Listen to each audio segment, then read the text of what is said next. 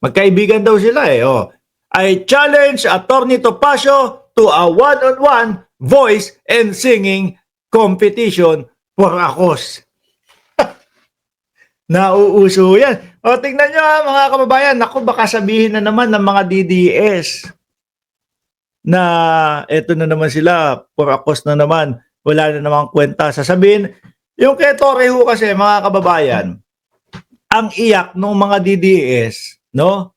Nung hindi pumunta si Baste, nung hindi sumipot, nung natakot si Baste, ang depensa ho ng mga DDS, mga bossing is wala, no? Walang kwenta yung mga pinaggagawa nyo. Walang kwenta, halos 20 milyong piso ang nakolekta na donasyon po para po ipamigay doon sa mga nasalanta ng bagyo. Di ba? Ang walang kwenta doon, yung gusto ni Baste Duterte, na pupunta na lang ako sa inyo, diyan. Walang gloves, magsuntukan na lang tayo. Di ba? Pero, sabi nga ho natin, yung pahabol ni Baste Duterte na yun, na punta ako dyan sa inyo, magsuntukan tayo, walang gloves, walang camera. Etching na lang ho yun, mga bossing. Bakit lo?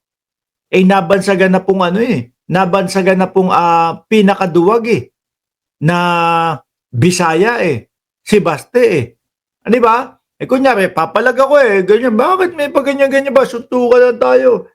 No? Walang gloves. Ano na lang yun? Para maiiwas niya na lang ho ang kanyang sarili doon sa kahihiyan. Biruin mo, ikaw yung naghamon. Di ba? Ikaw yung naghamon.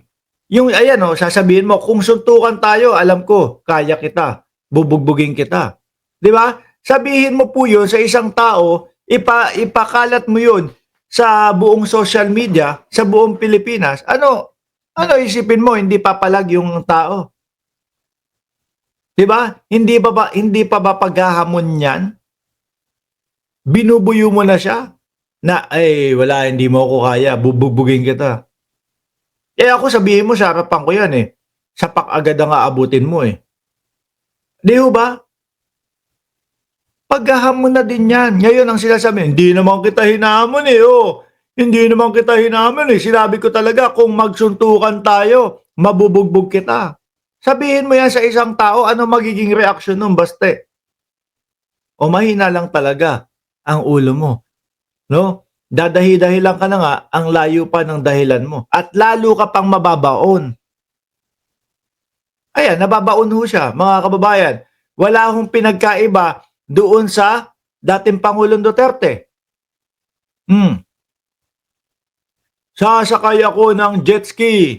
Diba? Dala-dala ko yung mga flag ng Pilipino at papunta ako sa airport nila tapos itanim ko.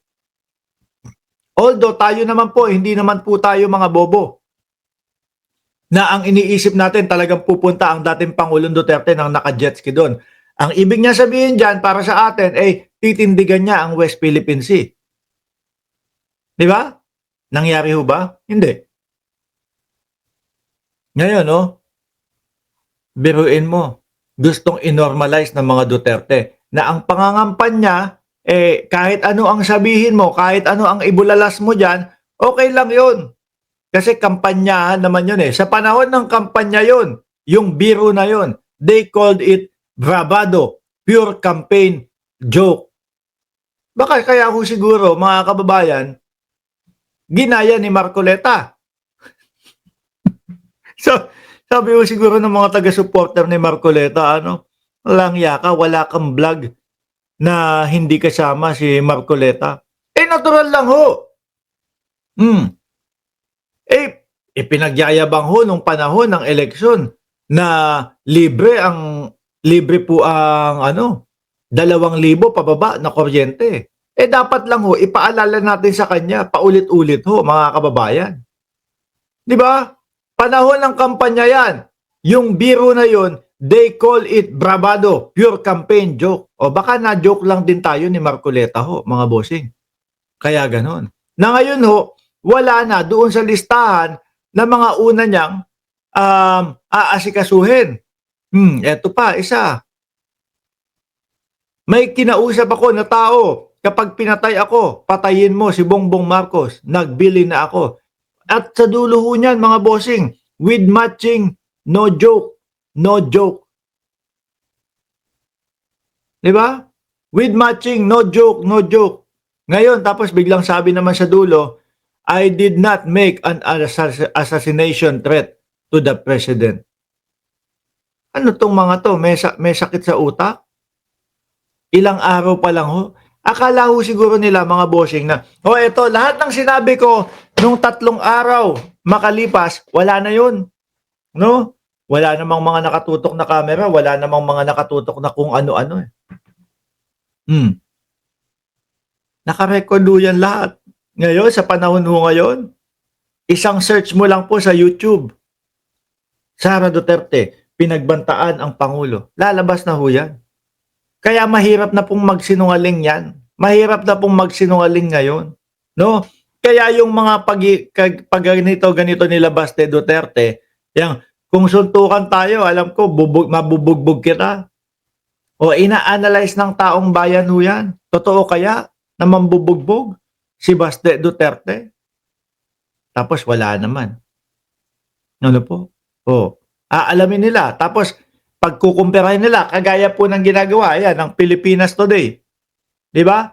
Pinagtapat po yung sinabi ni Baste Duterte noong July 20 at 26. Nagmumukha ho silang kinakalaban nila yung sarili nila. Di ba? Sabi ni Arman Raquinho sa 2028, mga botante, huwag na tayong maging bobo. No? Pera lang yan. Lahat ng mga tao, yung mga pera hindi nila isasama sa hukay yan. Bumoto tayo ng tama, mga bossing. Bumoto ho tayo ng tama sa 2028. No? Kung meron man, magbibigay pa din sa inyo ng mga pera para iboto sila. Alam niyo na, diskarte dyan. Diba? Alam niyo na, diskarte dyan. Kuha. Sige, tanggapin ninyo. Tapos, iba ang iboto nyo kung sino yung karapat-dapat ang iboto ninyo. Huwag tayong bumoto ng mga sinungaling.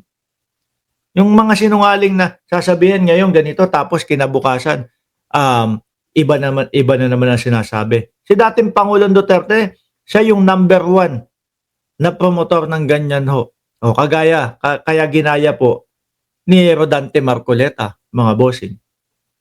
Di ba? Si Rodante Marcoleta, ano sinasabi? Ganito, ganyan. No?